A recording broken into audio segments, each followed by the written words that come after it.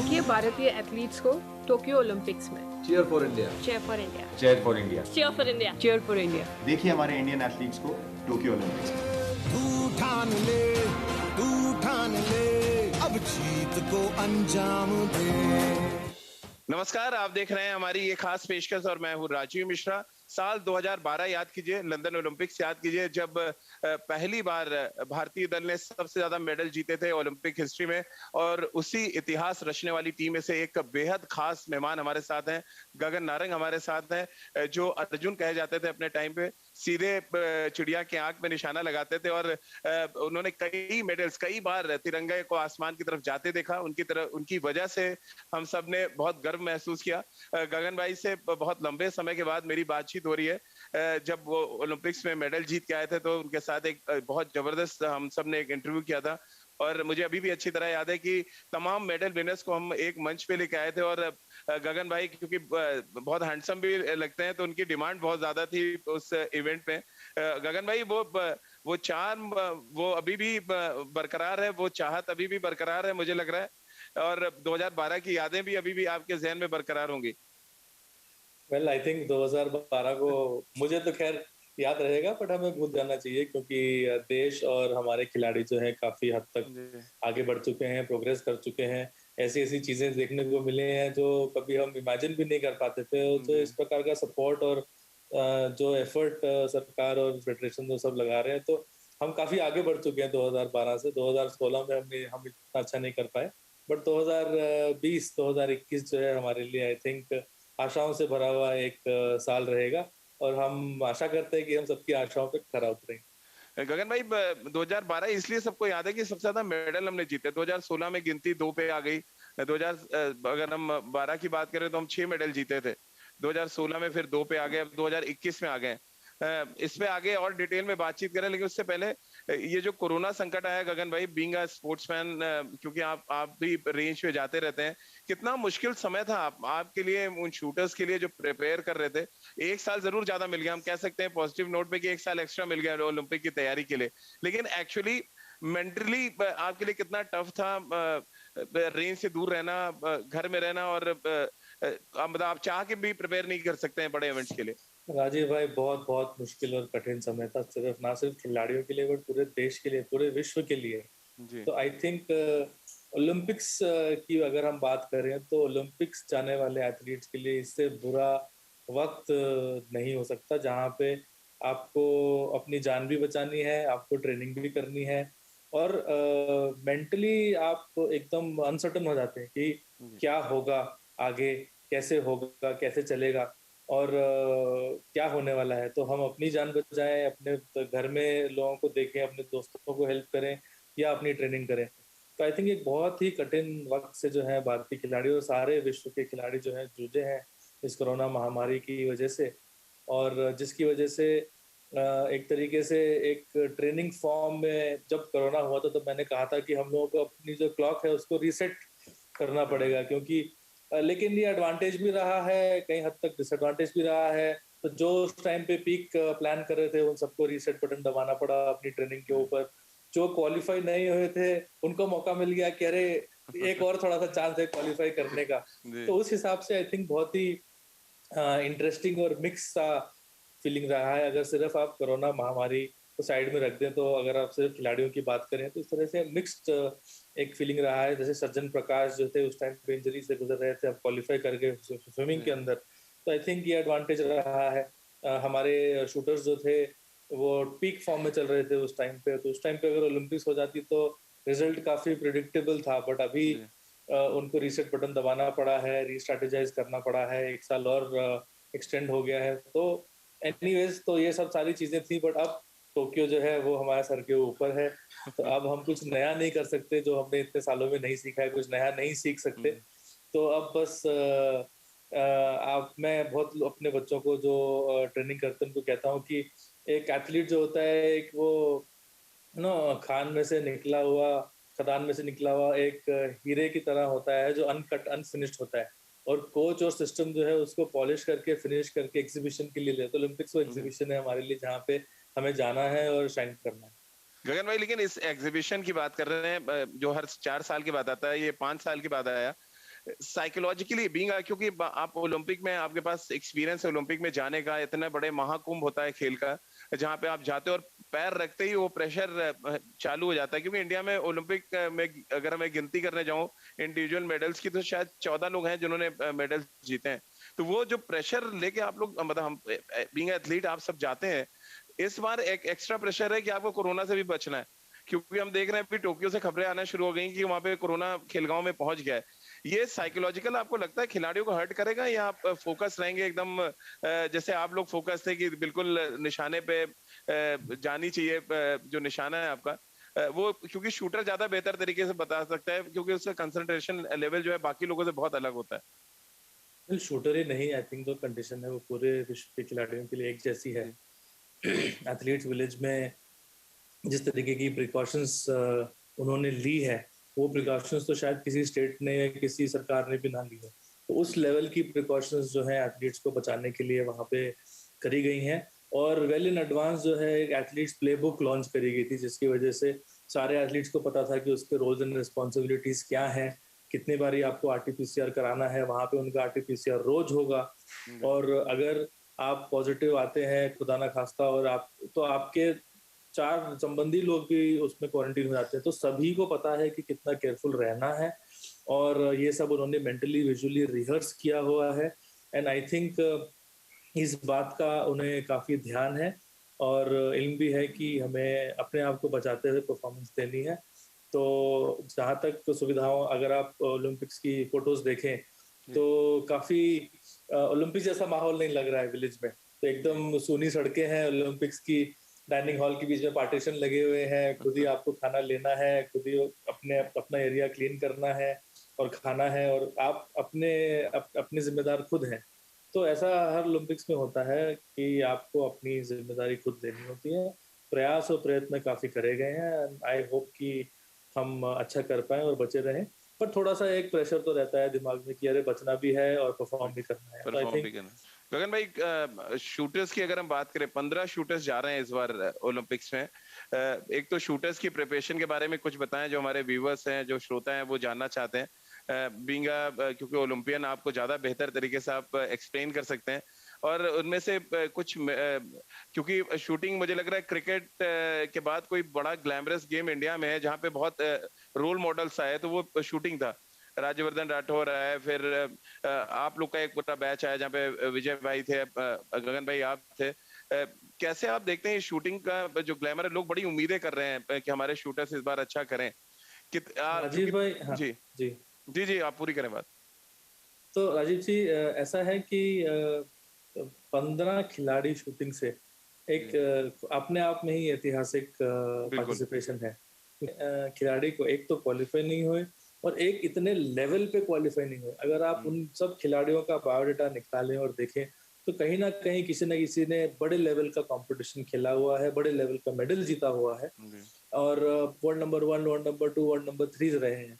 हालांकि world ranking यहाँ पे मैटर नहीं करती है, बट वर्ल्ड रैंकिंग एक आपको अंदर से आत्मविश्वास दिलवाती है कि आपने जो है पूरी दुनिया को एक बार हराया हुआ है, आप दुनिया के चोटी पे पहुंच चुके हैं वर्ल्ड रैंकिंग के हिसाब से। तो वो कॉन्फिडेंस देता है ओलंपिक में जाने का कि हाँ, मैं वहाँ डिजर्व करती हूँ जाना या करता हूँ जाना, और अब मुझे बस इसी को कंटिन्यू करते हुए अपनी परफॉर्मेंस देनी है। तो आई थिंक एक इतिहास सॉर्ट ऑफ रचा है भारतीय शूटिंग ने, जो हम लोग 2016 में नहीं कर पाए थे। हमें आशा है कि हम 2020-21 में इस ओलंपिक्स में कर पाए। गगन भाई, सौरभ चौधरी जो हमारे बहुत यंग शूटर हैं, उनका नाम जो है ऑल टाइम ग्रेट ओलंपिक जो एक लिस्ट आई थी टाइम्स मैगजीन की, उसमें उनमें उनका नाम था। और ये मेरी निगाह में तो बड़ा अचीवमेंट है एक शूटर का नाम आना, भारतीय शूटर का ओलंपिक हिस्ट्री के 50 एथलीट चुने गए। फर्क ये है कि वो पिस्टल इवेंट में, शायद आप राइफल इवेंट में थे, लेकिन रेंज बराबर है। और उस रेंज से वहां तक पहुंचना कैसे आप देखते हैं? ये अचीवमेंट के तौर पे इसको आप देखते हैं, या ये एक जो ग्लैमर जुड़ा हुआ है? टाइम्स में ये आई थी कि watch out for these athletes. तो जी जी कि भाई इन एथलीट्स के ऊपर आपकी नजरें होनी चाहिए। तो जहां तक मेरा मानना है, आई थिंक सारे एथलीट्स वहाँ कोई हारने नहीं जाते हैं, सारे ही जीतने जाते हैं। तो उस दिन पे निर्भर करता है कि आप कैसे थे। ऐसी ही हमने जीतू राय के बारे में सुना था जब 2016 में गए थे। तो 10 metre air pistol event Rajesh ji, मैं आपको बताऊं कि कितना मुश्किल होता है। राइफल में जो आपका हाथ जिससे आप ट्रिगर दबा रहे होते हैं और जिससे आप स्टेबिलिटी दे रहे होते हैं वो दोनों अलग हैं। बट पिस्टल में जो है, जो कठिनाई है वो ये है कि आपको एक ही उसी हाथ से पकड़ना है, उसी हाथ से ट्रिगर भी दबाना है। तो बेसिकली 500 ग्राम का जो ट्रिगर का वेट होता है जो आपको दबाना होता है, और आप उस हाथ से अगर आप उस ज्यादा टाइट करें तो ये उंगली चल नहीं पाती ठीक से स्मूथली, अगर लूज पड़े तो वाइब्रेशन आता है। तो ये कोऑर्डिनेशन होना बहुत जरूरी है। तो 10 मीटर दूर मैं आपको बताऊं, आपके टी शर्ट पे जो बटन लगा हुआ है उससे भी छोटा टारगेट होता है जो आपको मारना पड़ता है। तो दर्शकों के लिए मैं समझाना चाह रहा हूँ कि 10 मीटर पे आप खड़े हो जाएं और आपके बटन के अंदर जो 4 हिस्से जिससे आप धागा पिरोते हैं उसके अंदर आपको मारना है। अगर आपको 10 में से 10 अंक आपको अगर हासिल करने हैं तो काफी कठिन इवेंट होता है। बट सौरभ, अगर आप देखें एज ए खिलाड़ी, बहुत ही शांत खिलाड़ी हैं, काफी उन्होंने अभ्यास और प्रयास किया है। वो अभी जो है, पहले अमित शेरन उनके कोच हुआ करते थे, अब समरेश जंग उनको जंग में ले जा रहे हैं उनके साथ। तो आई थिंक काफी इंटरेस्टिंग टाइम्स हैं एंड काफी अच्छा कर रहे हैं। देखिए, एक चीज हमको याद रखनी पड़ेगी कि हमें अपने खिलाड़ियों से उम्मीद बहुत है, बट अगर ये मेडल जीते तो बहुत ही बढ़िया, अगर नहीं जीते तो ये फिर भी हमारे खिलाड़ी रहेंगे। इनके लिए आपके हमारे मन में, आपके हमारे मन में भेदभाव नहीं होना चाहिए, क्योंकि ये हमारे बेस्ट हैं और बेस्ट हैं तभी जा रहे हैं। तो अच्छा करें, बहुत बढ़िया, लेकिन अच्छा नहीं करें तो वापस आए, उनको आप पीठ पे थपथपाई देंगे, कोई बात नहीं, स्पोर्ट है, लाइफ है, आगे बढ़े और मेडल जीते देश के लिए, अगले ओलंपिक्स आए and so on and so fourth. Gagan भाई, इस बार महिला शूटर्स भी बहुत उम्मीदें बन रही हैं उनसे। मनु भाकर की हम बात कर लें, 10 मीटर एयर पिस्टल में इवेंट है उनका मेन।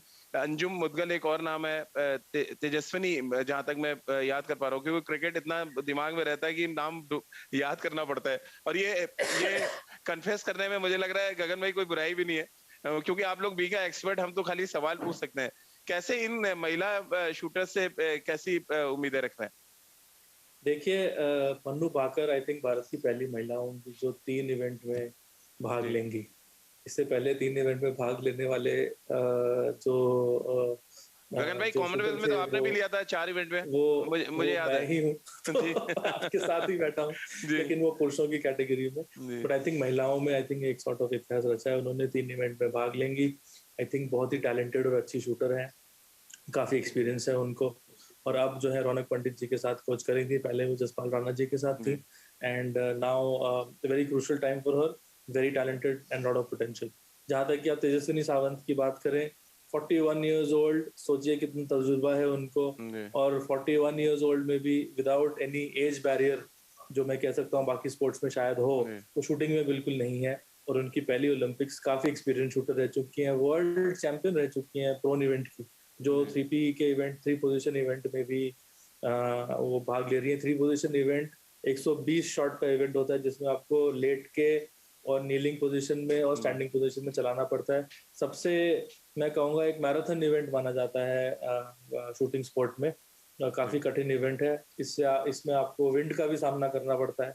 तो शूटिंग तो आपको एक्यूरेटली चलानी है, बट अगर विंड कंडीशंस भी हैं उसके अंदर, तो विंड से भी आपको जूझते हुए अपना निशाना लगाना पड़ता है। तो काफी यंग टीम भी है और एक्सपीरियंस टीम भी है, और यही इस टीम की खूबी है कि experience with dynamism and youth is in this team. Gagan भाई, क्योंकि हमारे शो का नाम मेडल मेमोरीज है, जो लोग मेडल जीते हैं हम उनसे बातचीत कर रहे हैं। अब क्योंकि आपने शूटिंग की बात चल रही है, क्या आपको 2012 जैसी टीम कुछ लग रही है? 2021 में जो ये शूटिंग टीम जा रही है, वहां पर भी हमने हमारे शूटर से बहुत मेडल जीते थे, हमें बहुत गर्व करने का मौका दिया था। क्या कुछ वैसे ही कॉम्बिनेशन आपको लग रहा है? well, देखिए, अगर आप सिर्फ प्योर स्टैटिस्टिक्स के हिसाब से जाएं और चाइना को इक्वेशन से बाहर रखें, क्योंकि चाइना को हमने पिछले 2 साल में देखा नहीं है, तो सारे टॉप मेडल्स भारतीय निशानेबाजों ने जीते हुए हैं।